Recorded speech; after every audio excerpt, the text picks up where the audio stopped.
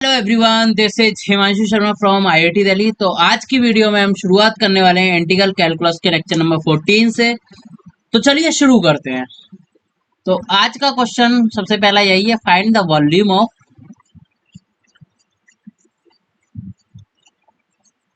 Sphere X square plus Y square plus Z square equal to 1। तो इसका volume कैसे निकालेंगे? तो देखो, इस क्वेश्चन को मैं हिंट देके बताऊंगा कैसे करना है। तो पहले तो मैं इसका मोटा मोटा फिगर बना लेते हैं, कैसे बनेगा।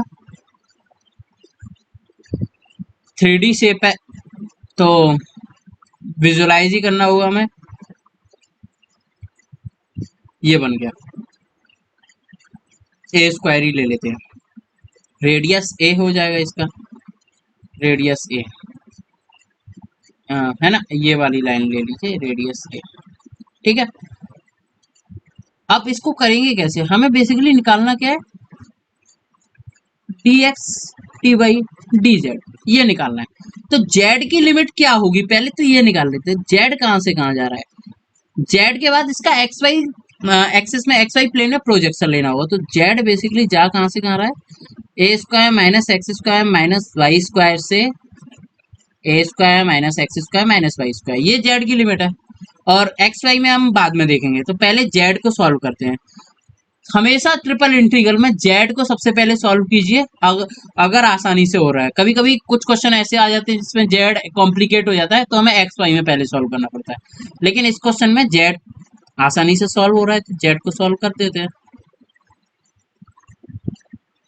ए square minus x square minus Y square, ये आ जाएगा डी जेड। इसको कंप्लीट ब्रैकेट में बंद कीजिए, then D x D Y, और ये एक्स वाई प्लेन। क्लियर। वही लेक्चर 1 की मैं आपको फिर याद दिलाऊंगा, ये एक इवन फंक्शन है, -1 से 1 जा रहा है तो डबल हो जाएगा। तो डायरेक्ट मैं लिखता हूँ एक्स वाई प्लेन में 2 into root over A square minus x square minus Y square D x D Y. Clear. अब एक्स वाई प्लेन में इसका प्रोजेक्शन क्या बनेगा, हमारा फिगर क्या था, स्फीयर था। तो एक्स वाई प्लेन में लाएंगे तो जेड को क्या कर देते हैं, 0 कर देते हैं।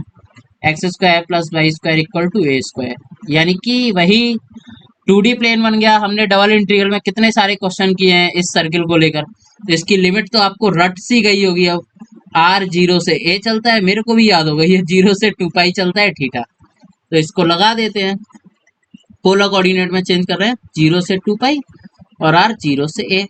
अब देखिए 2 root over A square minus are square, Jacobian का आर मैं अलग कलर से लिखूंगा, then D R D theta. Clear. अब देखिए कैसे करेंगे। अब वही देखो, दोनों की फाइनाइट लिमिट है, तो थीटा और आर को अलग अलग कर लीजिए। तो अलग अलग कर लेते हैं।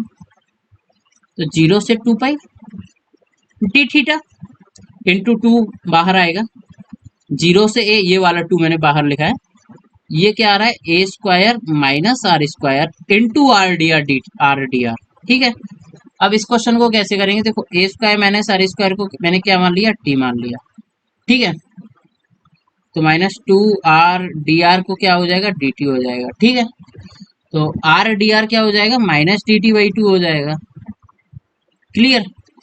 r dr -dt/2 आ गया। चलो अब आगे सॉल्व करते हैं।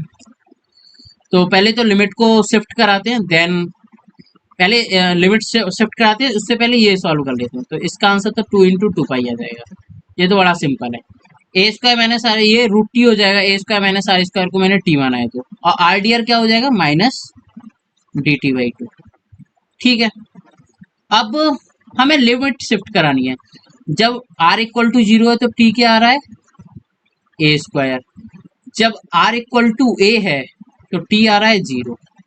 तो बेसिकली जो लोअर लिमिट ए स्क्वायर 0, और यहाँ पे माइनस है तो मैं लिमिट चेंज कर दूंगा। तो देखो ये आ जाएगा 4 पाई 0 से A square root T D T by 2। Clear. अब देखिए आगे, तो 2 पाई टी की पावर 3/2 आ जाएगा ये, इंटू 2/3, 0 से ए स्क्वायर। क्लियर। अब ये तो आ गया 4 पाई/3। अब यहाँ पे क्या आएगा, ए स्क्वायर की पावर 3/2 आएगा, 2 से 2 cancel, Hence the answer is 4 pi AQ/3। आपने क्लास 10th में पढ़ा होगा formula volume of sphere 4 pi AQ/3 ही पढ़ा होगा, 4 पाई RQ/3 वही आंसर आया है। There is nothing difference. 4/3 pi RQ इस तरीके से पढ़ा होगा आपने, तो भैया 4/3 पाई RQ समझ आ गया। तो इस तरीके से इसका प्रूफ होता है। अब इसी प्रकार से मैं वॉल्यूम ऑफ इलिप्सॉइड निकाल सकता हूं, जिसको मैं होमवर्क के लिए दूंगा। जैसा मैंने 2D में इलिप्स का कैसे निकाला था, ट्रांसफॉर्मेशन करके, तो इसी प्रकार आपको ये ट्रांसफॉर्म करके निकालना है।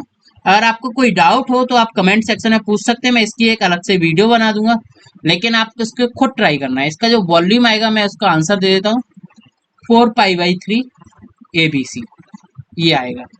इसी के एप्लीकेशन पर मैं एक क्वेश्चन करा देता हूँ जो कि सबसे ज्यादा इंपॉर्टेंट है। Volume of x/a⁴ plus y/b⁴ plus z/c⁴ sorry. देखते ही डर लग रहा है इस क्वेश्चन को कि कैसे होगा। सबसे बड़ा क्वेश्चन तो यही है, देखते ही डर लग गया इस क्वेश्चन को। तो पहले तो इस क्वेश्चन को समझिए क्या बोल रहा है। देखो x/a⁴ का होल स्क्वायर लिखा है, फिर y/b⁴ का होल स्क्वायर लिखा है, फिर क्या लिखा है, z/c⁴ का होल स्क्वायर इक्वल टू 1। यानी कि ये स्क्वायर में यानी कि इवन फंक्शन है। इतना तो हमें पता चल गया। अब देखो मैं क्या ट्रांसफॉर्मेशन क्या कर रहा हूँ। ट्रांसफॉर्मेशन इसमें सबसे टफ टास्क है पहचानना। आप ये सोच रहे होंगे x/a को कैपिटल X, नहीं, मैं कैपिटल X मानूंगा x/a⁴ को 1/3 को। क्यों? क्योंकि मुझे ये वाली फॉर्म चाहिए, x² इसको मैंने मान लिया ना, तो x² + y² + z² डायरेक्ट आ जाएगा। अगर मैंने इसको x माना होता तो x⁴2/3 y⁴2/3 z⁴2/3 आता, उससे मुझे क्या फायदा होता। लेकिन इसको माना है तो मुझे डायरेक्ट स्फीयर मिल जाएगा। y⁴1/3 को x मानूंगा तो x² + y² + z² आ जाएगा, इसीलिए मैंने इसको माना है। तो अब यहां से x की वैल्यू क्या हो जाएगी, a कैपिटल X क्यों, तो dx क्या आ जाएगा, 3a capital X²। Similarly y को मैंने मान लिया y/b⁴ 1/3, तो स्मॉल y की वैल्यू हो जाएगी by का क्यू, तो dy क्या हो जाएगा 3b capital Y²। Same z के लिए भी यही अप्लाइड होगा, z/c⁴ 1/3। स्मॉल z क्या हो जाएगा b कैपिटल Z3, और d स्मॉल z क्या हो जाएगा 3c⁴। क्लियर। अब देखिए आगे, अब आगे देखिए, तो ये है dx dy dz। ओके, अब हमारा जो रीजन बन गया ना, वॉल्यूम हमें dx dy dz, रीजन क्या बन गया, x² + y² + z² equal to 1। इसमें हम शिफ्ट करेंगे x² + y² + z² equal to 1। बन गया, कितना सिंपल रीजन बन गया, x² + y² + z² equal to 1। लेकिन dx dy dz को कैपिटल में तो शिफ्ट कर लीजिए दादा, ये तो अभी हमने शिफ्ट नहीं किया है। अभी तो आप ये सोच रहे थे डायरेक्ट 4/3 पाई RQ हो जाएगा, लेकिन इनको शिफ्ट भी तो करना है। अब देखिएगा मेन स्वाद तो यहीं पर है। तो 3a x² plus 3a x² into 3a x² dx d capital X, sorry मैंने किसी में डी, ये d capital Z, d capital Y और d कैपिटल X। तो 3a x² d capital X, 3by² d capital Y and 3c⁴ d capital Z। तो ये सारी चीजें आएंगे। तो अब इन सबको एक साथ में मर्जअप करके लिख देता हूँ, 3 3 3 ये आ जाएगा 27 ABC बाहर, ABC अंदर क्या बचा है, capital X capital Y² capital Z², d capital X d capital Y d capital Z। ठीक है, अब ये हमारा कंप्लीट इंटीग्रेशन हो गया। और इसको किसके अंडर इंटीग्रेट करना है, X square plus Y square plus Z square equal to 1। तो जैसा 3D 2D में करते थे उसी हिसाब से करेंगे। फिगर मैं रफली बना लेता हूँ, आपको आइडिया तो लग ही गया होगा। स्फीयर बनेगा और स्फीयर में सबसे पहले जेड का ही इंटीग्रेशन होता है, तो जेड की जो लिमिट होगी वो क्या होगी, 1 minus x square minus Y square, और यहाँ पे क्या होगा, -1 minus x square minus Y square. ये जेड की लिमिट आ गई। ठीक है, तो जेड को सॉल्व कर लेते हैं। जेड में क्या ही है सॉल्व करना। 27 ABC, एक्स वाई प्लेन को इधर रखते हैं, तो एक्स वाई की वैल्यू यहाँ पे capital x square y square को निकाल देते हैं, क्योंकि एज अ ट्रीट कांस्टेंट होगा।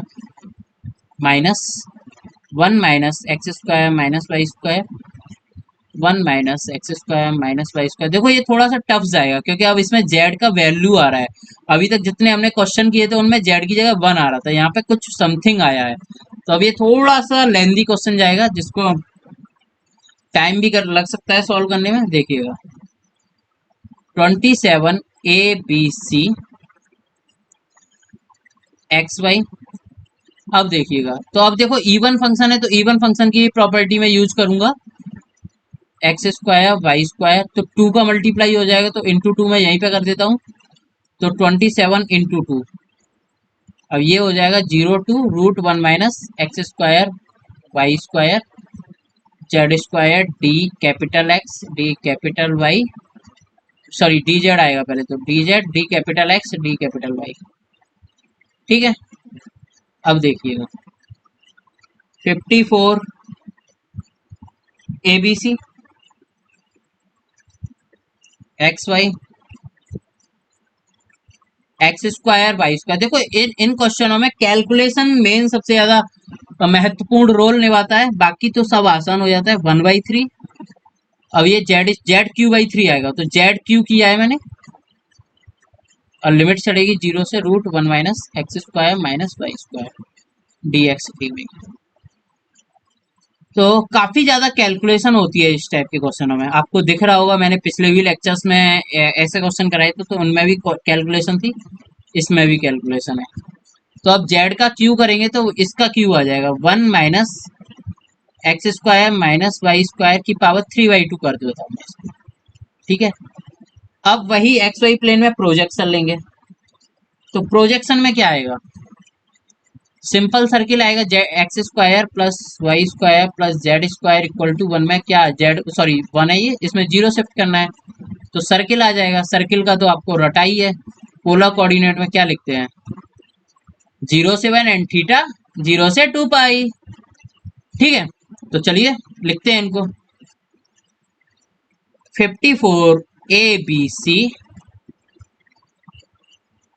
X y r square cos square theta r square sine square theta 1 minus are square की पावर 3/2, और ये आएगा ये आएगा एक आर जो कि जैकोबियन का है, जिसको मैं रेड पेन से लिख रहा हूँ, then D R D theta. ठीक है, अब वही सेम यहाँ पे लिमिट भी लिख देते हैं, थीटा जा रहा है 0 से 2 पाई और ये जा रहा है 0 से 1। अब लिमिट है तो मैं थीटा की सारी क्वांटिटी अलग कर लेते हैं, क्योंकि फाइनाइट लिमिट है। 54 ABC 0 से 2 pi cos square theta sine square theta. ठीक है, और इधर क्या आ जाएगा, 0 से 1 आर की पावर 4 आर की पावर 5 1 माइनस आर स्क्वायर की पावर 3/2। ठीक है, डी आर आ जाएगा। अब देखिएगा, अब यहाँ से दो तरीके से कर सकते हैं इस क्वेश्चन को। एक तो देखो ये जो क्वेश्चन है ये क्या बन गया, इसका फंडामेंटल पीरियड क्या होता है, π/2 होता है। आप इसको निकाल के देखिएगा, इसका फंडामेंटल पीरियड π/2 आता है। इसमें π/2 प्लस माइनस करेंगे तो यही वापस आ जाएगा। तो इसको मैं इस तरीके से लिख सकता हूँ, 54 ABC 4 इंटू 0 से π/2 cos square theta sine square theta D theta. ठीक है, इसको तो इस तरीके से लिख दिया। अब बचा हमारे पास क्या, ये, तो इसको किस तरीके से लिखेंगे। मैंने क्या किया, इसको थोड़ा सा ध्यान से देखिएगा। एक तो इसको बीटा इंटीग्रल से कर सकते हैं, तो बीटा इंटीग्रल से भी आसान होगा। और पहले मैं बीटा इंटीग्रल से बताता हूँ, देन मैं आपको सिंपल बताता हूँ, और आपको बीटा इंटीग्रल नहीं आता है। बीटा इंटीग्रल में मैंने क्या किया, आर स्क्वायर को टी मान लिया और आर डी आर हो जाएगा डी टी बाई टू। ये मैंने शिफ्टिंग कराई बीटा इंटीग्रल में। तो चलिए शुरू करते हैं। 0 से 1 आर स्क्वायर को टी माना है, तो ये क्या बन जाएगा, ये बन जाएगा, देखो आर स्क्वायर को टी माना है तो ध्यान से देखो, मैं इसको पहले लिख लेता हूँ। आर की पावर 4 1 माइनस आर स्क्वायर की पावर 3/2 आर डी आर। ठीक है, अब देखिएगा, पहले इसको निपटा देते हैं, ये काफी सिंपल है। तो 54 ए बी सी इंटू 4। अब ये देखो इवन पावर है, 0 से π/2 है, तो क्या चलेगा, देखिएगा क्या आएगा इसका आंसर। ये सबसे ज्यादा सिंपल बन जाएगा। कैसे करेंगे इसको, देखो 1/2 इंटू 1/2 इंटू π/2 सॉरी, देखो 2 सॉरी मैंने मिस्टेक कर दी है, यहाँ पे 1/4 आएगा, देन 1/2 आएगा। 1/4 क्यों, क्योंकि एक m प्लस n आता है, देखो m-1 cos की पावर m मानी है मैंने, तो m-1 1 upon m plus n यानी कि 2 + 2। देन फिर इसका तो नेगेटिव में चला जाएगा तो उसको लिखना नहीं है, फिर साइन की पावर आएगी n-1 upon m plus n minus 2, तो ये 2 आएगा। इस तरीके से करते हैं। तो 1/4 इंटू 1/2 इंटू π/2। इसको आपको और नहीं समझ आया है तो आप लेक्चर 2 देखिएगा, ये अगर आपको समझ नहीं आया है तो। ठीक है, तो आगे चलते हैं। अब इसमें शिफ्टिंग क्या होगी देखिएगा, मैं अभी बीटा इंटीग्रल से करता हूँ। देखिएगा बीटा इंटीग्रल का कैसे, आर की पावर 4 को मैं टी स्क्वायर लिख दूंगा, 1 माइनस टी की power 3/2 D T by 2, are D are को डी टी बाई 2 लिख दिया। अब देखिए बीटा इंटीग्रल का फॉर्मूला क्या होता है, मैं उसको हाईलाइट करके लिखता हूं आपके लिए। 0 से 1, ये पेन ढंग से नहीं चल रहा है, वेट अ मिनट। 0 से 1 एक्स की power 2m minus 1 into 1 minus x की power 2n minus 1 D T. तो ये क्या होता है, बीटा एम एन होता है। क्या कुछ उसी टाइप से नहीं लिखा क्या, वही लिखा है। अब इसमें टी स्क्वायर और इसको हमें पहचानना है, ये कौन कौन से होंगे, तो 2m-1 और इसको हमें पहचानना है। देखिएगा तो ये क्या निकलेंगे, 2m-1, 2 आ रहा है यहाँ पे, बी की टी स्क्वायर आ रहा है तो 2 आ रहा है, तो 2m-1 2 कब होता है, ये हमें देखना है। 2m-1 2 कब होता है, 2m इक्वल टू 3, तो m इक्वल टू 3/2 आ जाएगा।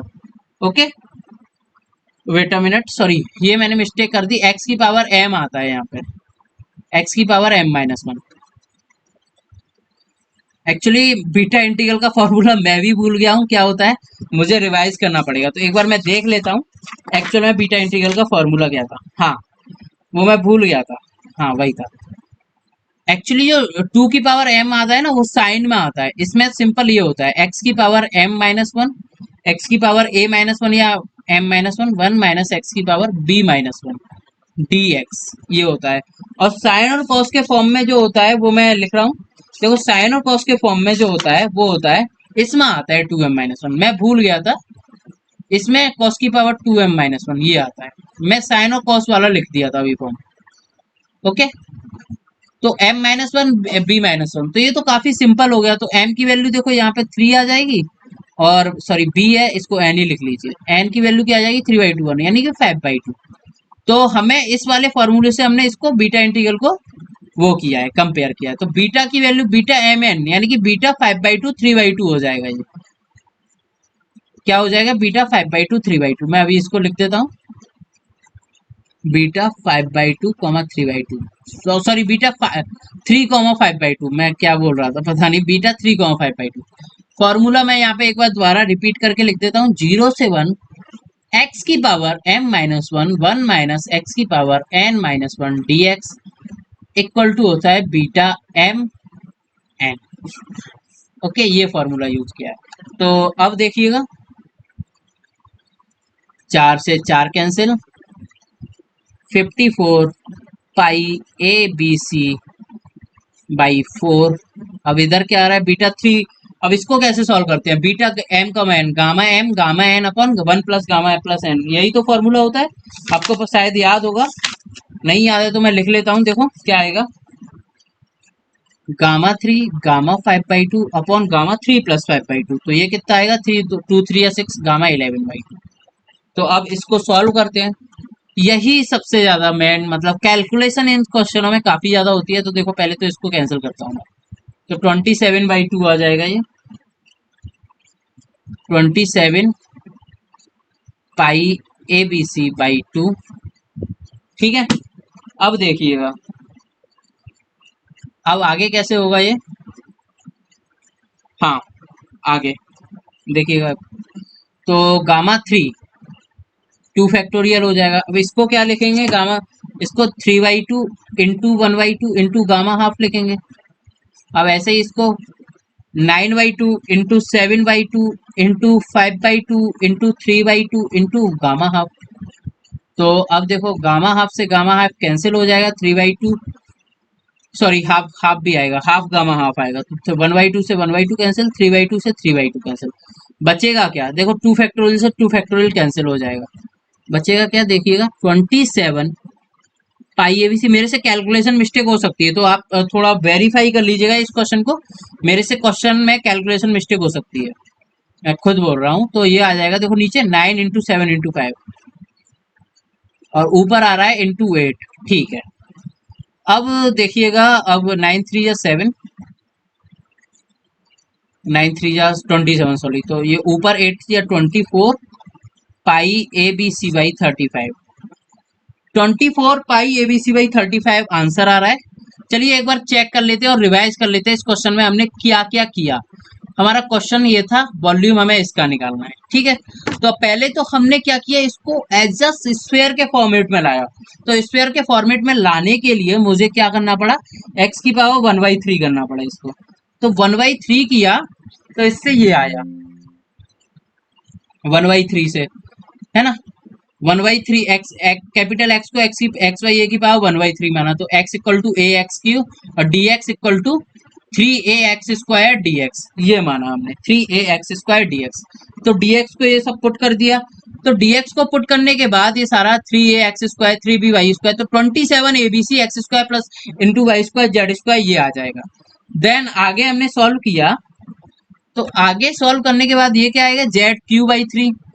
तो z³/3, ये देखो यहाँ पे मैंने एक मिस्टेक कर दी, ये 1/3 यहाँ पे कहाँ गया, हाँ हाँ।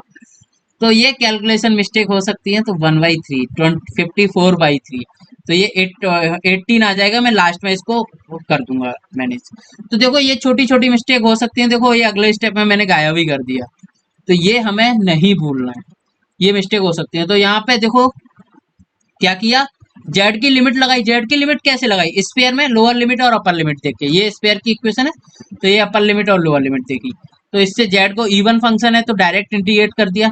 उसके बाद ये डबल डबल इंटीग्रल में आ गया एक्स वाई प्लेन में। तो एक्स वाई प्लेन में प्रोजेक्शन लेंगे स्पेयर की, तो वो x² + y² = 1 बनेगा। तो x² + y² = 1 से सॉल्व किया, तो थीटा 0 से 2 पाई, r 0 से 1, और सिंपल सॉल्व किया। तो चलिए सॉल्व करने के बाद यहाँ पे बाई 3 में करते रहता हूँ, बाई 3। तो अब ये आगे सॉल्व किया। हाँ, मैं एक और बात बताने वाला था, इसमें पूरे में बाई 3 हो जाएगा, बाई 3। तो ये आ जाएगा 8 पाई ABC/34 35, 8 पाई ABC/। ठीक है, और कहीं मिस्टेक तो नहीं हुई है मेरे से। ये 1/d, अरे रे रे, देखो ये 1/2 फिर छूट गया।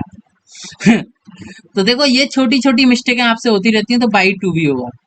तो ये आएगा 8 पाई ABC/35 एंड इंटू बाई 2, तो 1/2।